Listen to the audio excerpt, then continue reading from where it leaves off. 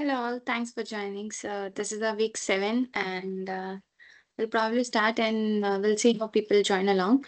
So, we'll do it same way how we were doing for last few sessions. It's like I'll go through the lecture slides, and if you have any doubts, you can raise your hand, can ask me in midway also. That also works. And towards the end, we'll go through the assignment from last year that will help you solve the assignment from this year. So, for my introduction, I'm Jagrati, a PhD scholar at IIT Gandhinagar. I'm in the discipline of biological sciences and engineering, and uh, so I'm a PMRF TA for this course of with Professor A. Ramesh from that is in data analytics with Python. So what we did for till now was we saw in Python how to load a particular file, how to look at its variables, how to manipulate that file, how you can add some rows, columns, headers of it, how to plot different types of plots is like we saw bar graphs, scatter plots, we saw line charts, we also saw box plots, we saw when to which type of plot we should do. Then after that, we went along with a couple of statistics. We started with basic measure of dispersions and measure of variability analysis. Sorry for the voice. I live in a hostel, so people right there in the pantry are doing something. So after that, we look. Um, Wait a second.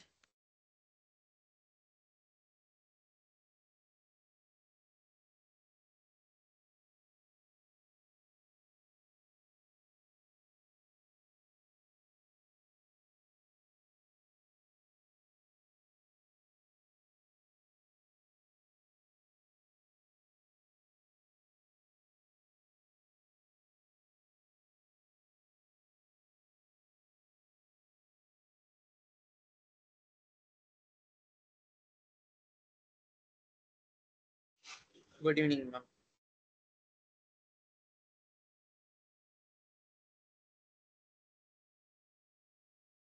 Yeah, yes. So what did we look at? Huh. So then we looked at different mapping methods. After that, we went on with the dispersion analysis. We saw measure of skewness, measure of dispersion, mean, median, mode, stats, and all. Followed by it, we went further with the t-test, with the f-test, z-test. We saw different types of errors, standard errors, mean errors, and from that only, from couple of lectures, we are looking at different confidence interval estimates, um, how it varies if your sample size is known, not known, if the standard deviation is known, not known. So I would say that the formulas for all of them are almost the similar, and you don't need to mark all of those. It's just that you need to know how or when which particular method you need to apply.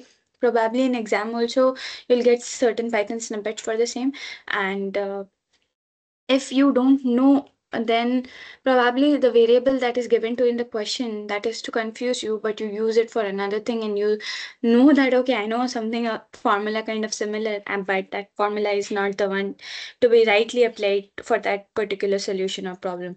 So for that, you need to understand, and it's like go through the slides again and again, because these stats are something like, okay, if you don't understand and don't do it thoroughly, then it would be too boring for you, or you would think that, okay, it's too long. It's just goes on and on. So we have also some Python snippets. We saw from Python files that how to solve certain things. We implemented it directly in class also, in lecture slides also, these things were done. So I would suggest that if you guys also keep your Python on when the instructor is doing, or when it's also done in our live sessions, is like via me or another such TA, then you can also do it accordingly. It's like at your own convenience, of course, because this lecture sessions are recorded.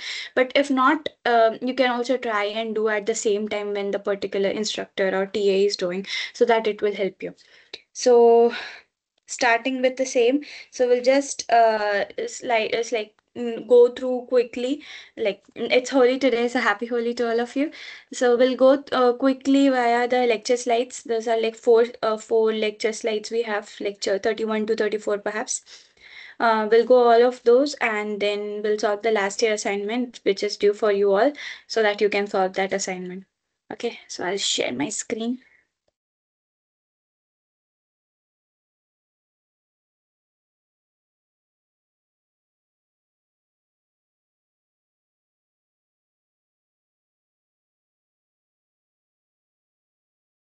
So here. So till now is yes, Arun Ram. Okay. So till now we saw something like confidence intervals, estimates, point estimates. We saw something as range. We saw how to compute a range for the same. So this range was nothing but our confidence interval. That interval was defined within a specific significance in a range that you want. Suppose it's 95% confidence interval or something like that. So you compute it accordingly.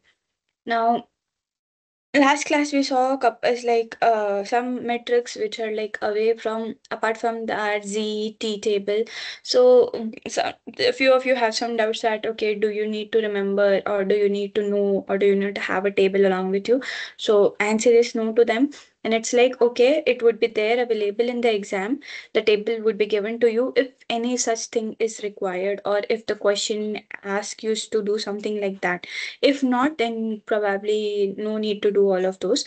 Probably if some of you are doing this course for the sake of your, let's say, school or sorry, colleges or something, or say some competitive exam or something, then for you all, learning the table is not a thing. It's like table would be given to you whenever the problem asks for it. So it's not that you need to remember because these things are something which are empirically determined. So there is like no such need to remember those particular constants there. It's like the table, the probabilities, the indexes, all of those. So no need to remember those. Okay. So for today, so we have four of them. So this is first validating the model assumptions part one. So this is for estimating and predicting the regression model residual analysis. So it's like what does the keyword residual analysis here just tells you? It's like we'll just quickly go into it, but what does this residual analysis means? It's like something a residual of some part of it and what that residual lies along. Then we have a method called as regression model to analyze that how our residuals are like. Now, when is there a need to look at these? We'll look how it goes through. Okay. So you might also remember from this point estimation, we had a point estimate that tells you about a specific or certain say sample or is like a value which is like only dedicated to a single variable. Then we have an interval estimate which accounts for the variability, error, everything. And then we have confidence interval of the mean value. And then we'll look at something new that is here, that is prediction interval for that individual value. Okay. So there's this problem that was given that okay, suppose we have 10 vendors and okay, for ith observation we have some exit size and their output is something yi, that is the sales. So here's our table like this. So these are the number of restaurants, the population and the sales for this. And so you all know now for now it's like till now that how to plot a scatter plot. So it's like you take the Excel file, you read that Excel file. So it's like you directly print the variable or directly write the variable that you have assigned to the Excel file and print it. Now you see that okay, there are this many variables. Now you plot it. Now you know for yourself that okay, this is independent variable, this is independent variable, this is dependent variable dependent on this, can also be dependent on this, right? So now here, what would be your x-axis, what would be your y-axis? For now, it should be pretty much, it's like known to all of you, right? So then we directly plot it. So that is population against the sales, and you give some y and I label. Now, what you see from there is like the trend is something like this. It's just going like this. So one might say that, okay, these values is like with respect to restaurant, the sales, or with respect to how the population size increases, the sale value is also increasing. That's pretty much true. It's like n number of people increasing, the number of people consuming ice cream will also increase. But let's not go into that aspect. But yeah, so what we see over here that the trend is like increasing in a way, or is it linear or something that we can't say, but we say see that there's a trend over here, right?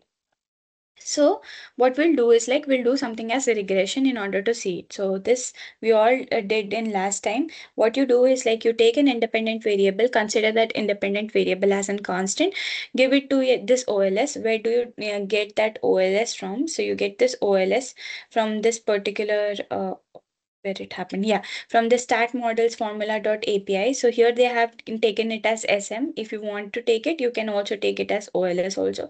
So it's like SM in the SM particular library, there's this OLS function. So if you want to take it directly import it. If you need entire library, import the entire library. Here they have taken entire SM.OLS You have the sales, fit that model and print the summary. So you see the R square is something like this. Now last time we interpreted that how one should look at the regression results and what all variables we get from it. So we have this F statistics corresponding the probability of F statistic is given to us. This is the degree of freedom is given to us for the model and for the residuals. N number of observations are also given to you. Right. Now, log likelihood, AIC, BIC will look further. But apart from those, we saw that, okay, there's this constant value that we gave. According to constant value, we have this population that we have.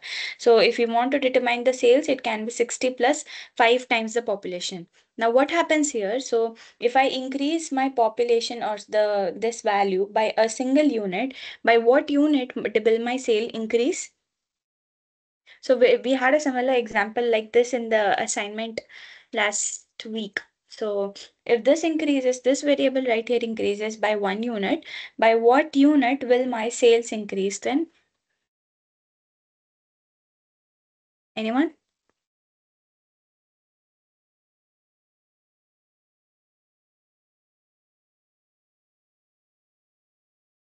Come on, let's do it quickly.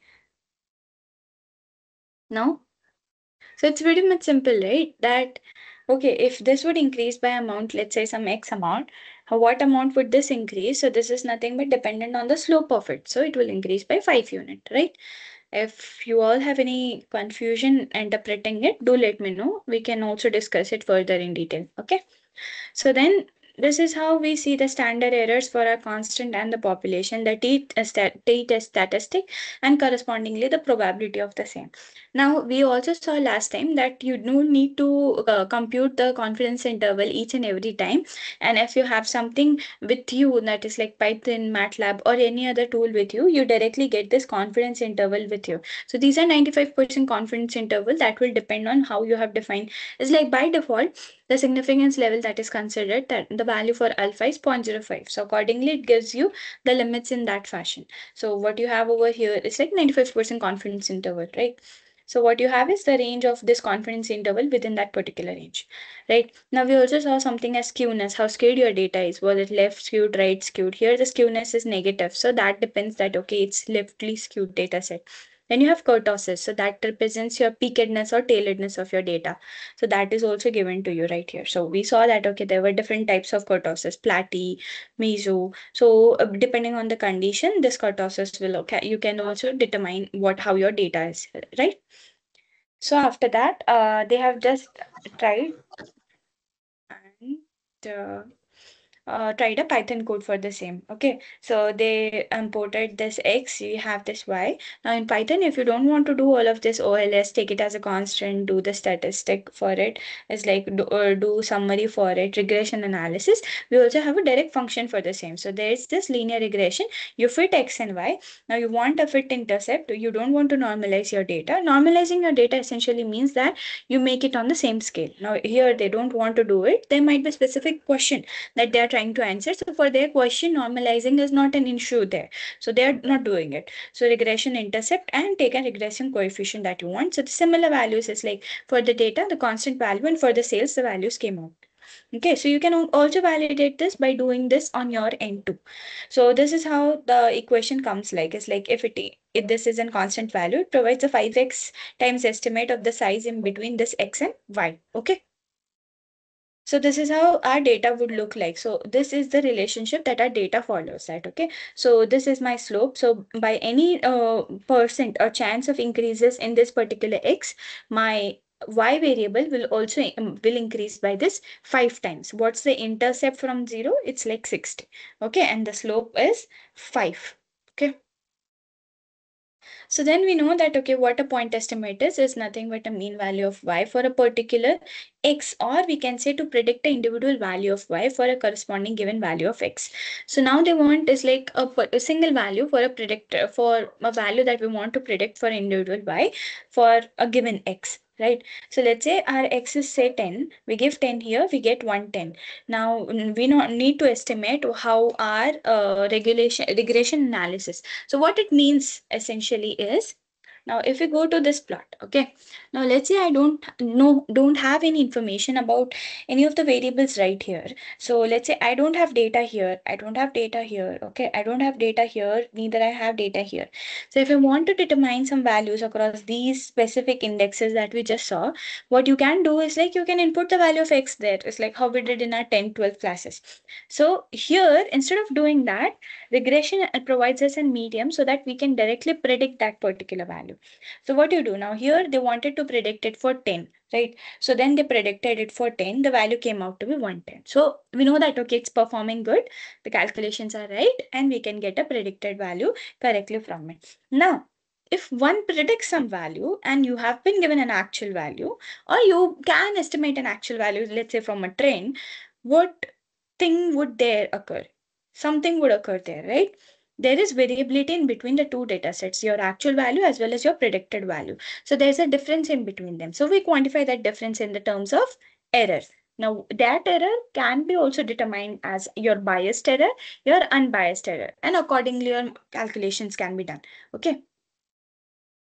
So after that, they consider is like, okay, the how do you compute an error? So you got a point estimate for it. You also got an interval. You have a predicted value for that interval, right? So here, so we plot at mean value of x and y. So they have plotted it. They say that, okay, fit it via do a regression analysis. Now you get some x bar comma y bar here across this intervals. So we want to is like this, if you do expectation of it, your this coefficient will become 0, right? So what it essentially depends on is nothing but this b value, that is your slope. So confidence interval is an interval estimate of the mean value of y for a given x. Prediction interval is used when this interval estimate of a y is given for a particular x. So when you are predicting the value of y for a given x, then it's a prediction interval. But when you know something about y for a given x, that's your confidence interval. So remember the difference in between both of them. You know here, and you know the mean over up here. Next, you don't know anything about y, but you're trying to predict it for a given x. Okay, so point estimate is nothing but the mean value of y, same as that of that, or the estimate of y, because it's a single value, right? So margin of error would be larger for a prediction interval, fairly true, because it's not a point value. The interval comes, ranges comes, so the error will also increase there. So we saw that, okay, we can write our equation like this. It gives us something as y10. So how to compute that particular error as? So that can be our variability, can be defined by standard deviation or your variance. Now for our regular analysis, what type of error did we had was sigma by root n. Now in this case, we don't know what standard deviation would be. Let's take 2. It's like it's h square 1 by n. So it's essentially our individual error. This was based on a special case where these both are same. When they both are same, what will happen? This entire thing would be 0. Okay, so only this would remain. That means that your s is equals to s by square root on n. So it's exactly the same what you had previously. Okay, so when do we use this actually? We use this when we want to predict about a given particular value of y for a given x. Okay. So this is how it's like, okay, then you know you compute the standard error right here. So this is your standard error. So these things like this are done when you have multiple groups to be compared. Because let's say I have, okay, so let's take an analysis that, okay, I purchased something. I purchased like 5 items from a shop. Another person purchased 5 items from a shop. Another person did some same thing from another shop. Another person from another shop. Now what happens in this process is that I might be purchasing the things at a different amount. As like MRP would be the same for a given item. Let's say I'm purchasing from Dmart, someone is purchasing from Big Bazaar, someone is purchasing from, let's say, Reliance, anything, all other different brands. Now, these particular merchant brand stores or something, they would have their own, or VMart something, they would have their own discounts to be given, right? Because they want more and more people to come. So they are in a competition there.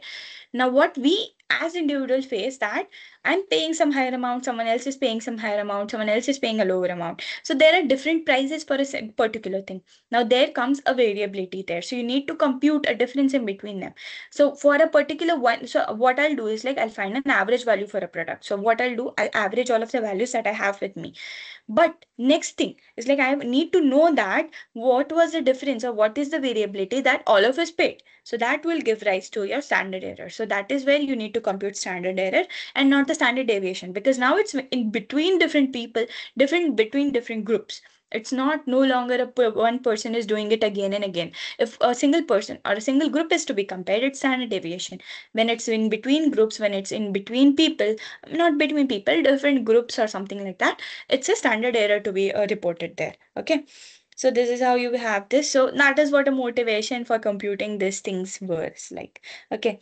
Now, when you have this confidence interval, you get this particular range for which your data would be existed, or what you are predicting would lie in between this range, right? So let's say I have a plot, I plotted it. Now I find a confidence interval for the same. Now this confidence interval for this would exist in between certain bounds that I'm defining. So it would be something like this and this, same like this. So that would only be true that my mean predicted value of this particular data is true within 95% confidence interval in between these ranges. Now, if it's not that particular confidence interval range, it might be lesser, might be more lesser. Okay. So you need to know that, okay, what range your data is valid against, or what range it would be true to your given analysis. So here what they've done is like they have done this regression analysis, it's true. Then they have plotted this scatter plot against with it. So this is your regression analysis. By default, it assumes a significance range, and this is your scatter plot to it. So this is how your 95% confidence is. Now this is not plotted using Python, the red lines that you see over here. Okay.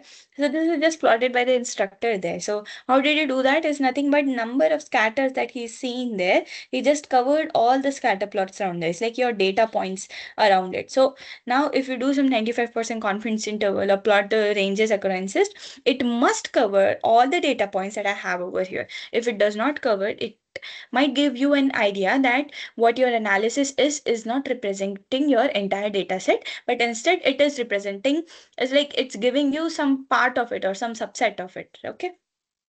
So this was a special case that we were talking when this particular difference in between the predicted and the mean value is zero. So for now, it's like till all our analysis till now was assumed that, okay, my predicted value in this, because we weren't predicting anything, we were just doing or taking the analysis of the thing or the data that was given to us. We weren't doing much more. It's like we weren't extrapolating something out from it. So here we want to do that thing. That way, this value ratio is considered as zero, and we did assumed it from entire analysis was in between this part only. Okay, so that was a special case for it. Okay, so this is again another example. They computed the values against it, prediction value, and the same thing, that the confidence interval against the t-test statistic, compute the values, and that would be your error. Okay. So see, so this is how the variability or confidence interval limits would be in between. So you need to know that which particular interval limits your data is lying across. Okay. So this interval shows the precision of your regression results. It's true that how better your regression analysis are able to cover your entire data set. If you have a narrower data, it would mean that you have a higher degree of precision. That means that if your intervals are well within or are covering all of your data set, it means that your analysis is very true. But if it's not, then it's like it's not good, or it has more variability. You have more variability in your data set. Okay. So same thing for Python is like they have given you have a summary table for it. So summary table is like basically how we did previously. You compute it's like there are different headers for your data set. You can do all of the analysis for them. Analysis as in this regression analysis only, not any different as like the OLS one. And then you take this two variables from it. So you compute the values for it, the upper and lower range. By default, it's considering a 95% range. So here alpha is 0.05. Okay. And accordingly, they might show, do they show? Yeah, here. So they show that, okay, which particular ranges your data is fitted against. Okay. If you want to try, this is a good practice. Your codes, everything was given over. See, this is only done using OLS. That's nothing but ordinary least square. So everything would remain the same if you do using that summary table or if you do using this summary table. Okay. So any doubts from this particular slide set of slides? Ma'am, how was the confidence interval calculated? So how you do previously, you compute the t-test statistic for two ranges. So sorry, your mean value plus t times your standard error. So t is given for a specific confidence interval, and you have plus minus there. So you get a mean value for against that interval. If I Ma'am, then how is it different from the inner lines? Which inner lines? Ma'am, confidence interval limits. So, okay, wait. Here, what you're seeing, okay, here they have done twice. So here they have done for two particular limits. If you see for this analysis, this one is done directly for your 95% confidence interval. So this value would give you this y plus t times your standard error, y minus t times your standard error. One would be your upper limit, another would be your lower limit. You plot both of them for all your data values, you get these values. So this is not done, it's like for a single value, it's not like you'll get an entire curve. It would be done for all sets of values. And following for all sets of values, you'll get this. That is why things with regression or the summary table or this OLS will make it easy for you for computing it. Instead, computing it again and again for all data points. Okay. Okay.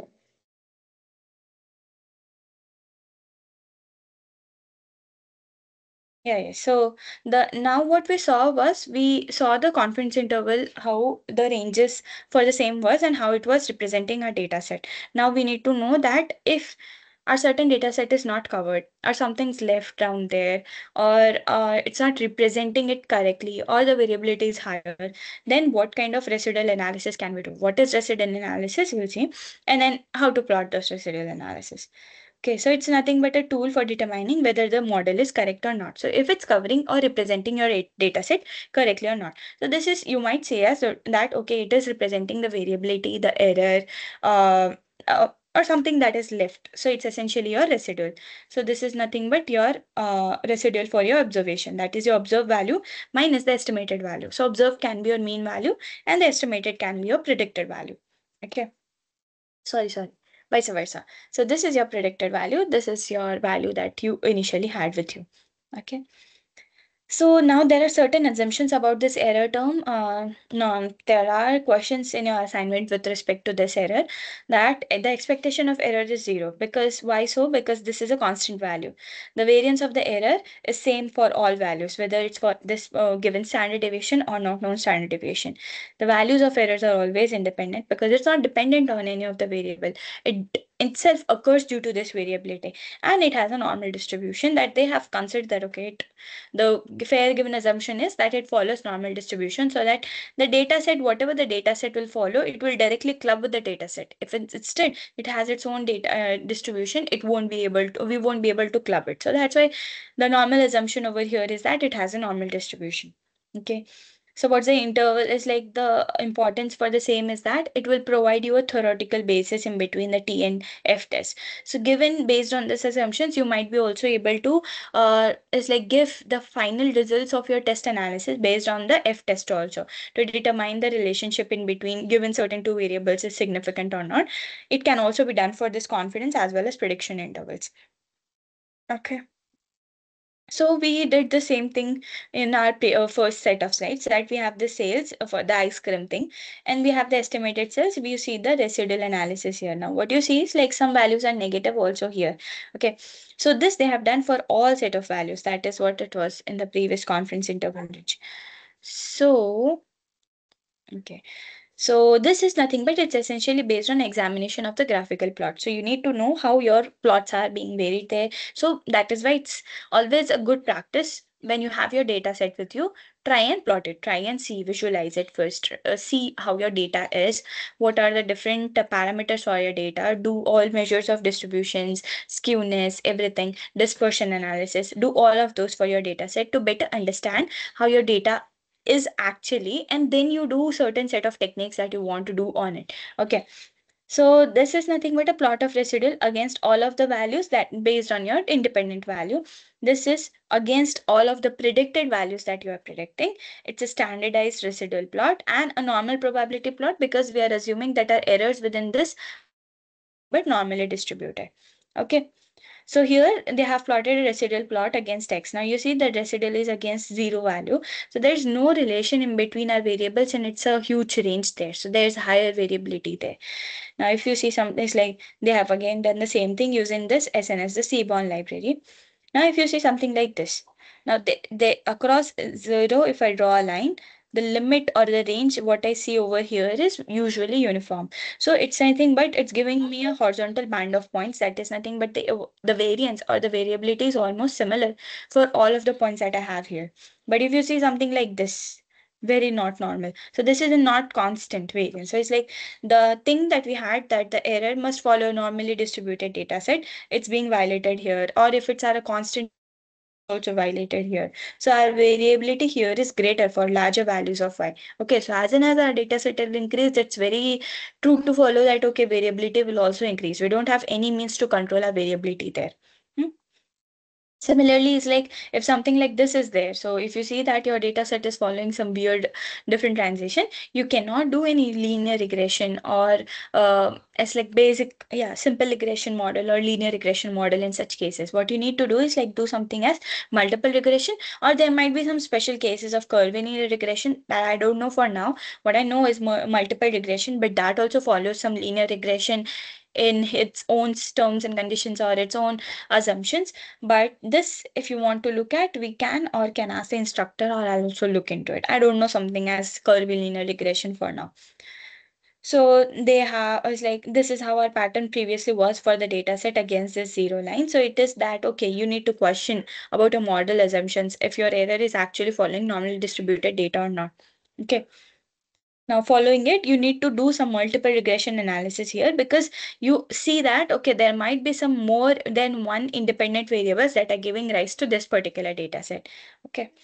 So what you do in such cases is you do some standardized residual. It's like you use some packages, subtract the values, computed standard deviation, take the least square methods, and you assume that the mean of residual is zero. It's like that's not, yeah, that's actually a model assumption that this is always zero, and you compute a standardized residual for it. Similar as what we do is like the standardization of t-test for more number of samples is z. So same thing right over here. So read the data, see your data headers, what all points you have in your data set. You do this OLS analysis. Now here nothing is a constant or as such. What they have directly given a formula that this follows this student population. So they have using this, we don't need to mention now that you have a constant value. So directly you can represent it using this particular formula. So this is your independent variable. This is your dependent variable right here. Plot the summary of it. Now for now, I guess all of you are pretty much well aware with the things that we need to look in this particular table. So this all thing is a must to understand. Then this F statistic, the probability against the F statistic, and how your data is following the regression analysis to your R square value also. Okay. Following it, you do ANOVA for the same. So you see if your variable values is like if it's in between n number of groups that you're trying to compare. So if your fit is actually significant for two different set of values or not. Okay, so you get a degree of freedom against it. You have a sum square value, you have mean square error, you get the F statistic, you get the probability against the F statistic. Also, okay, 2 minutes. Okay. Then you have standardized residual. Standardized residual meaning that now you are directly comparing it with respect to the standard error, what you had till now. So that standard error would be compared against your estimated value and your predicted value. Okay, so this is the standardized interval for your residual, and this is the standard error for the estimate that you're trying to follow. So this essential similar thing what we were doing previously, where we assumed this part is zero, we only had the variations in between our h and n, that is what's as a sample size and our differences values. Okay. So it's exactly the same what we were trying to do till now, but it's just now we are trying to analyze in more depth that how variability is giving rise to different results. It's like how it's affecting your analysis. Okay, so you do this all maths and you compute the standardized residual here. You find the differences for the estimated and your plotted value, you plot it against it. So this is how your plot comes against for a particular interval.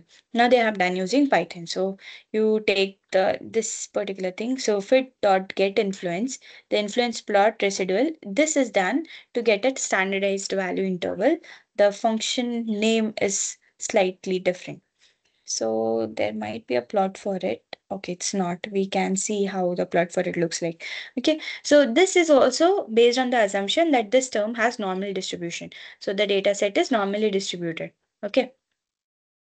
Now, if this assumption is true, then the distribution should occur to a standard normally probability distributed form. Okay.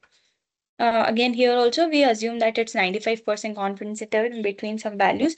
This is figure we see in figure. Okay, so this is based on the example that we did for now, and it also assumed that it has a normal distributed data set. Okay, so these were the normal scores. Yes. So there's there's an interesting plot termed as QQ plot.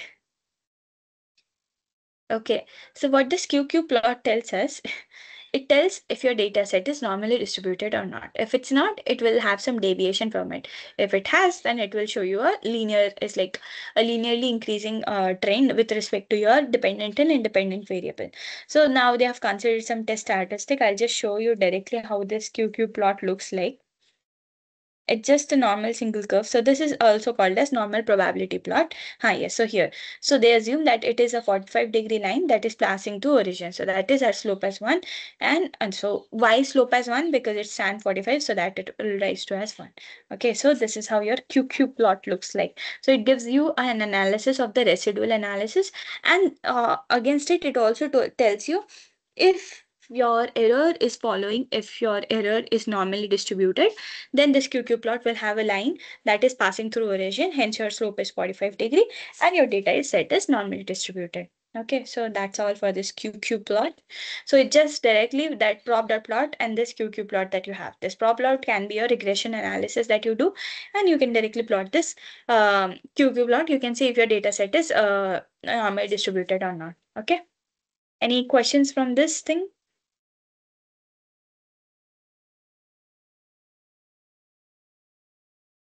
Any questions from residual analysis? How do you do this residual analysis right there? How you see your QQ plot?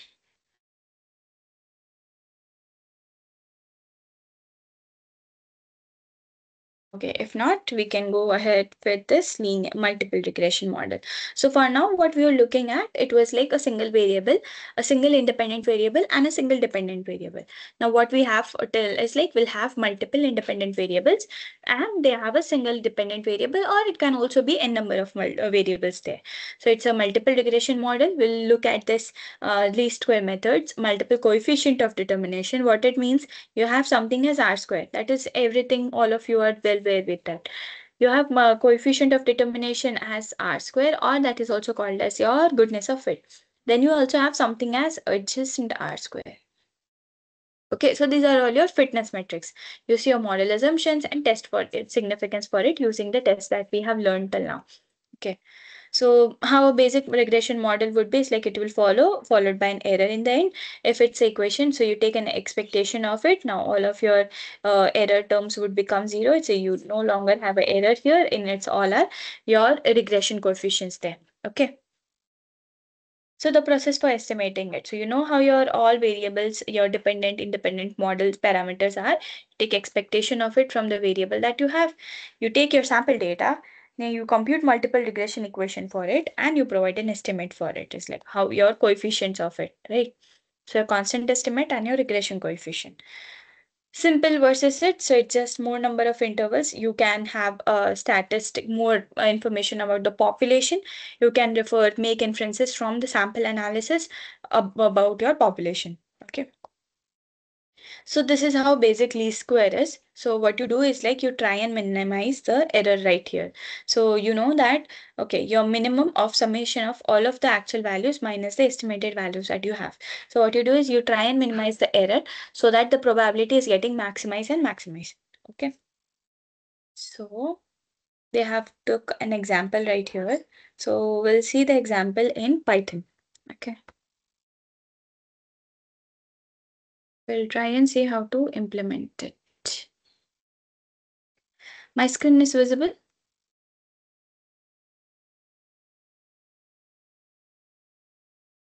Yes, ma'am. Thank you.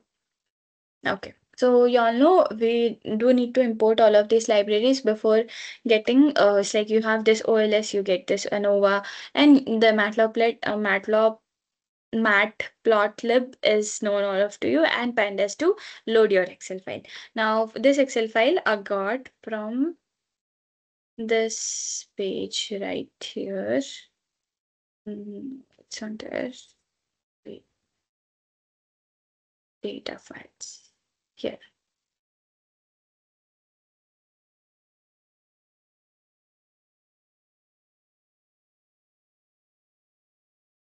So here are all the important data files that the instructor used for this particular session, is like for this lecture set of slides. So you can get all of these from there.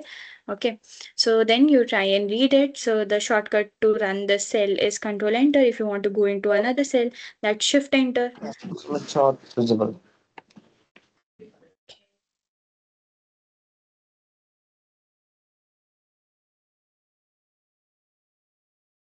Okay. So you see, you try and plot your data, sorry, try and see your data. So it's like run the header, print it, sorry. So you have the driving assignment, you have xn. So these are the two number of, oh sorry, this is not this x1 and number of deliveries. So these are the two independent variables that you have, and this is the travel time that is dependent on the number of deliveries and the x1 variable right here. So what you do is like first we'll just directly plot it. So you want to plot to our first variable, that is this x1 against this travel time. So what you see is like it's something very weird. You don't know how the data set is following along. Ignore the title for it. It's simple linear regression because we want to see how regression in between two of these variables would lie along. It's like for now what we have or what we know till now is only about linear regression. Hence I directly did linear regression. Okay. So now what you do is like you plot two of the independent variables against one independent dependent variable. So now you see two things here. So these are number of deliveries against time, and this is nothing but the x1 value. So that can be some variable against the travel time right here. So you see there's a very it's like good difference, plain difference in between these two values. So one might also say that while I'm trying to do these things, I'm able to get a difference in between these two clusters over here. Okay, the right one and left one. So now if you have only one independent variable, right? So you'll do this regression analysis for it. I'll directly, so what I said, I'll directly do this OLS. I don't need to now write and add any constant or anything value. I'll directly give my travel time as x1. So it will do my regression analysis for that one independent variable. What I have now is this R square, adjacent R square, the probability of statistic, everything I get over here. Right. So in regression analysis, you no longer get the constant value that you have. That is why we directly give the formula there. Why? Because there the intercept is something that's important to us because our data set is deviating from the origin curve, right? And then you have something as x1 that is the dependent variable of yours. Okay, 2 minutes. Next, you have multiple regression model. What multiple regression gives you is nothing but you're in the dependent, or you have a single independent variable against two independent variables. You do regression analysis for it also. So what you see is that your data set, your variability, how well it's now n number of points. What usually happens if you have more number of points, your fit usually improves. So R square initially, when you were comparing it with only one independent variable, was 0.664. Now, when you tried an increased number of data sets, it also increased. So it got more number of points to fit against its model. But with the same, it's also not very likely to be said that, okay, if given if our R square or any of the values or sample size of points increase, then we can say that our regression analysis will give us a significant analysis. So for that, you need to see the T statistic, you need to see the probability against it, the 95% confidence interval against it also. Okay. So this is done. And you want to see, okay, how well your data is different for it. This actually doesn't make any sense doing an over here. But if you want to do, you can directly go and see that. Now, what you actually see over here is the probability of interval, the probability t-test statistic. If you're doing it for one variable and if you're doing it for both of them. So now for both of them, it won't work. And does any of you have any example? So here we are comparing in between two of the variables. So what it will actually give us is like how we did previously, the ratio of them, the difference in them.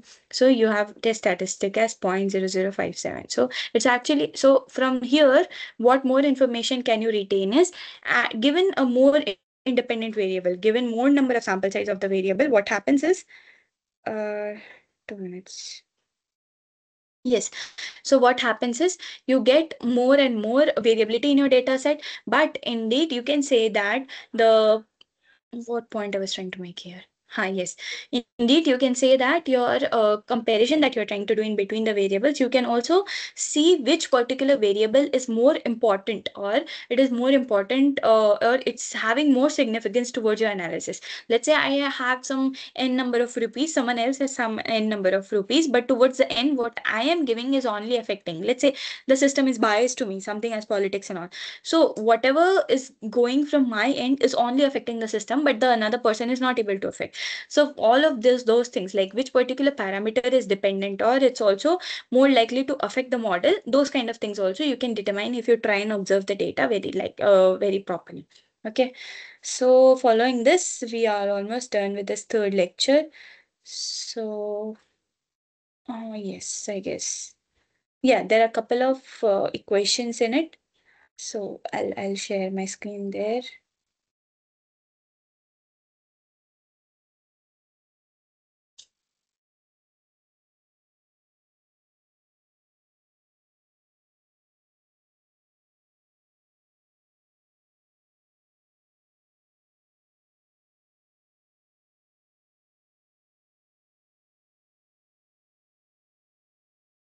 Here. So these things we saw till now, and how to compute the statistics. This was our, so this what we did just now. The comparison between the errors. This was for fit 1. If you want to compute, this is your total sum of error. This is for your sum of square error. This is for your regression error. So you see all of those values right here. So you can directly compute them. You don't no longer need to calculate for the same, for all of those, right? You have your values right here. So we remember from our last analysis that our R square is nothing but it's the ratio of our sum of squares of regression and the sum of squares total, right? So you get the values from here, you compute it, you cross check your value from the summary table of the Euler's table that you got previously. Okay, so that can be done. You have your error here, so you take a difference in between both of them. So this is another coefficient of determination, that is nothing but adjusted R square. So you see something as ADJ. Oh, where it went, sorry. You see something as ADJ R square in your summary table. So this ADJ R square is responsible for this adjusted R square. So that is given, that depends on this R square, our sample size, and the probability of this like number of the independent variables that you have in our data set. So here we had two, the X and the number of deliveries to be made, and you compute from your given R square, you compute this adjusted R square. How both of them are related, now you also have a derivation right here from the instructor how it computes, but how both of them are related is if the number of sample size increases, if the variability increases, one will increase, the other will decrease, likely trend to be followed there. Okay, so if n number of sample size increases, this both of them will increase. But if you say it's like there are three intervals in this particular thing, it increases, this also will decrease right here. So it's also based on this statistic how you compute it, but eventually on your data and the variability that is followed by it, right? So if this value becomes much and much larger, then you don't need to look at your adjacent R square. But if your analysis means that, okay, let's say my R square is less than something, but your adjacent R square is sufficiently high enough that your analysis to be true. So in such cases, researchers might only follow adjacent R square and they won't go towards the R square analysis. They might just report adjacent R square. So, but for that also, they'll need to mention that, okay, I'm following the adjacent R square because so and so reason, it's compensating for my model's independent variables right there. Okay, something like that. So the model assumptions, again, same thing about the error. The value should be 0. Okay, there was something as response surface and variable. We haven't done much into it, so I won't go into more details in here. When we do, I'll let you know those things. Okay, so this was your multiple regression 1. Okay, 33rd lecture. Do we have one more?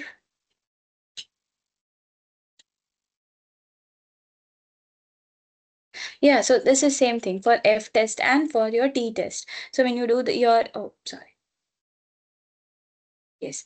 So F-test analysis, you remember the ratio is like mean square of your regression by your mean square of error. So you compute it against it. So this, for F-test specifically, it compares in between the variances of your data, right? So for that, you need to know this specific degree of freedom for your numerator and the degree of freedoms for your denominator. Okay, so you compute a F-test, F statistic, the index value, and the probability is also given to us in the table that we is like do from this OLS. Okay, so that summary table. Now this is another set of regression table that you have in ANOVA. So you get all of the errors you have, that is the sum of squares. You get the degree of freedom from all of them. Now this error also depends on the regression analysis, but total indeed depends on your total number of sample size. That's essentially your degree of freedom. And then you compute these. So you need to remember these formulas. For F statistics, it's pretty much easy. For R square, it was also fine. But for mean square error, it's like, oh sorry, mean squared regression, what it depends on? It depends on your P, the number of independent variables that you have in your data set. And this depends on all of the values that you have, the degree of freedom.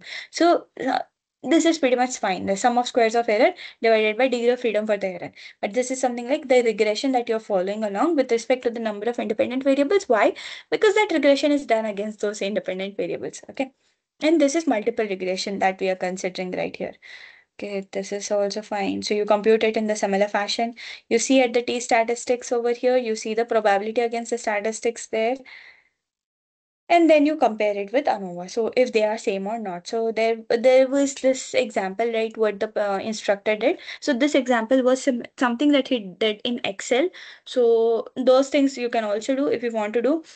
Excel also gives you analysis, but now it's like, okay, if you have something to code or something as GraphPad or something as Origin, then you can directly do those analysis there. And probably it's like, for me, I feel Excel is, you need to know things there. It's very much classified. It's very good. Microsoft has made a good job, done a good job there. But if a person is actually in it, then also they can relate it with it. If not, then they'll have to know and see actually how it's being done. So for me, I felt a little bit of difficult, and for me, coding is pretty much fine. So that's why I prefer the Python, or let's say the click button way, like using Origin or Graphite Prism, or I can also do in MATLAB.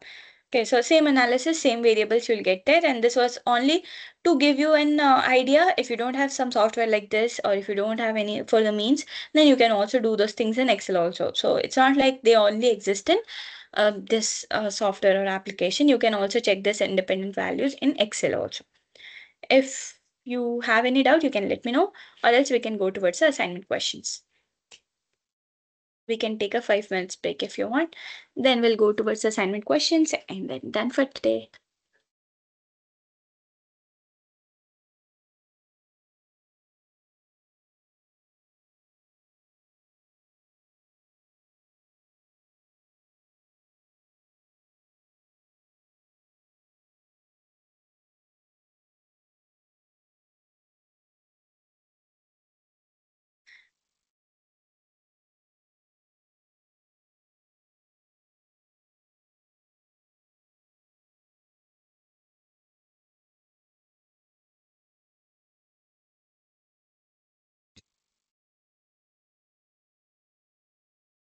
Okay, so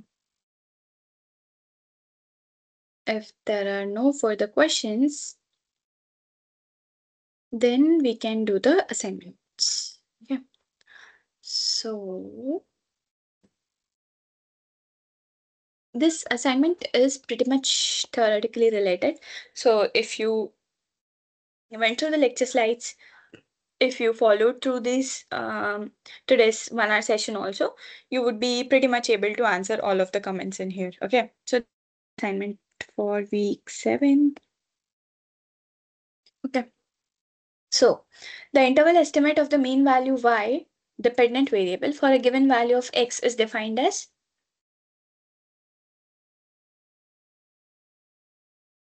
so be mindful of the terms that are used here. Mean value.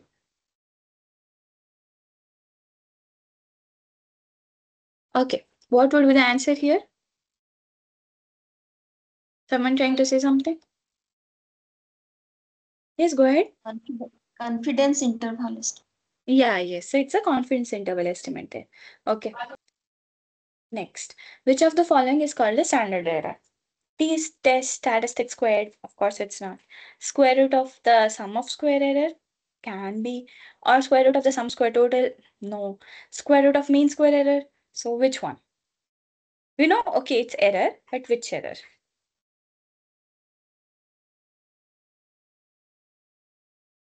Error. Sorry? Can you repeat?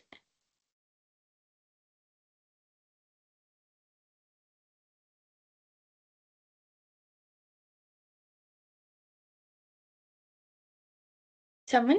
Someone was trying to say something?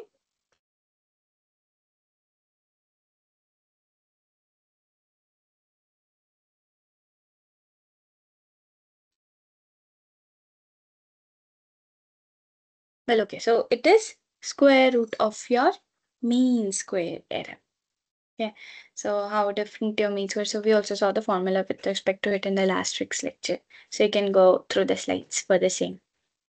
So which of the following is true about the multiple regression model? Multiple regression has how many number of independent variables? So well, this thing actually is wrong, right? It says that it has at least two independent variables, but it has independent variables, but how many? You can also neglect this thing here, right? So which is correct? More than one. Sorry? More than one independent. More than one independent variable. Very true. Yes. So in a multiple regression model, the error term is assumed to be. So we repeated this again and again so that you all can remember this term. So how your error is, does it has a mean of 1 or variance of 1, has a standard deviation of 1, or it's normally distributed?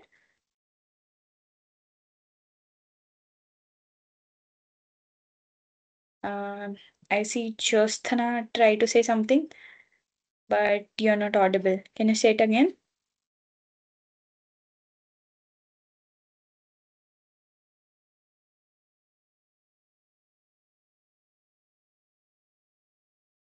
Yeah, someone wants to try?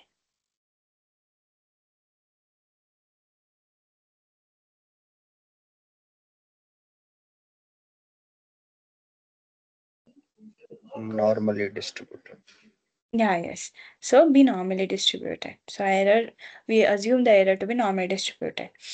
So for a multiple regression model with two independent variables, let's say adjusted R square is given, adjusted, R square is given, adjusted R square is given, what would be the number of observations? So what would be a sample size? We just for the formula for the same, but if you don't remember, I can give you the formula here. So R square is given as 1 minus R square times n minus 1 divided by, since it's in between multiple groups, n minus p minus 1 here, right? So can you compare? So you have independent variables here. You have r square, adjacent r square here. You have r square here. So it's just basic inputting the values all and you getting the formula in terms of n. You can get the sample size here.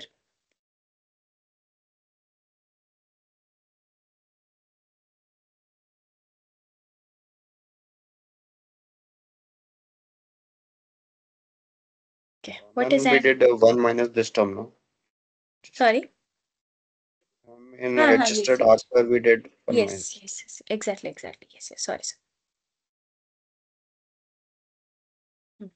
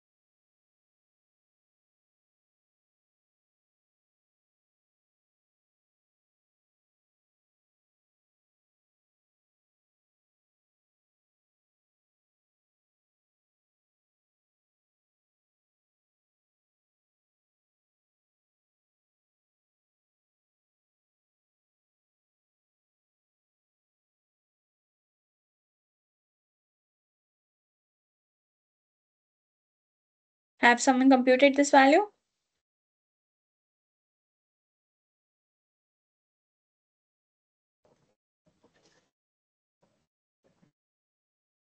Is it 10, ma'am? Yes, it's 10. So the answer is 10 here. Okay.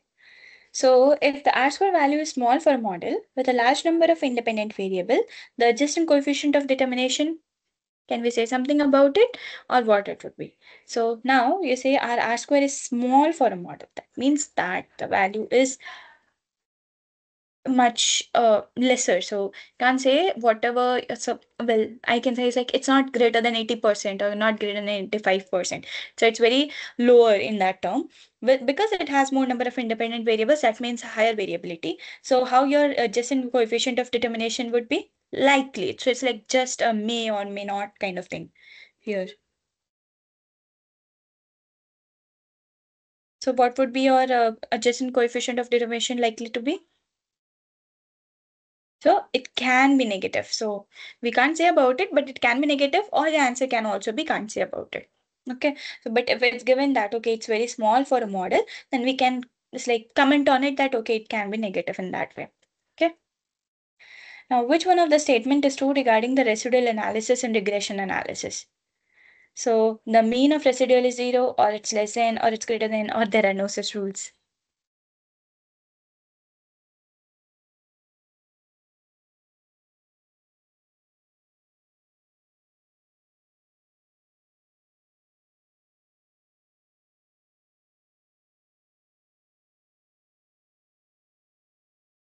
Zero, mean is zero.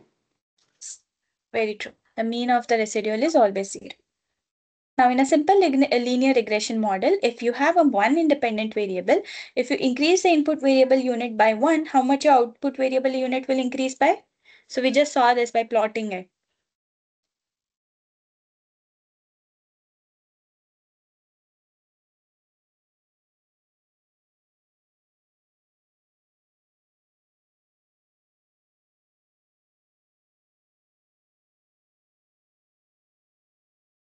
So for your reference, I can also draw it. So if let's say you have a model like this and it represents y is equals to some mx plus c, your actual data points are something like this. By slope. By its slope. Exactly. Good one. So it is dependent by slope. So if you change some unit value over here, sorry, it's not actually dependent. So if you say change some unit value here over here, it will be dependent on this slope of yours. Okay. Now, if a linear regression model has a training error of 0, then the test error would be. So it is something that, okay, if you are training your model on something, can you say about anything about your test error?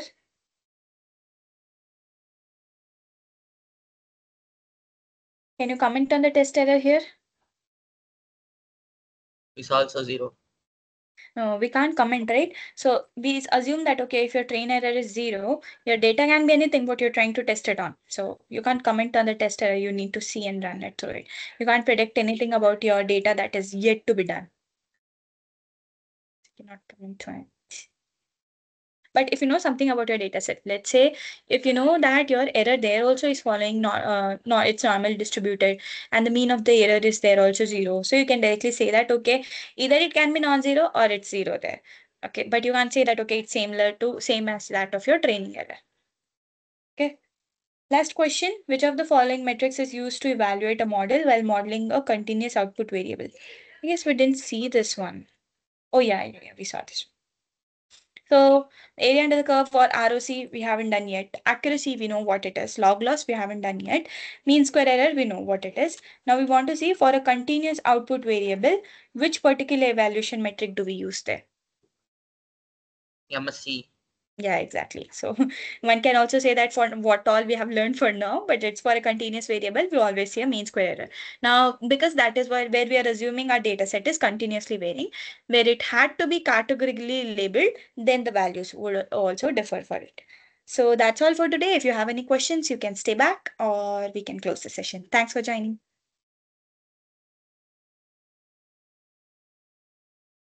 Thank you, ma'am.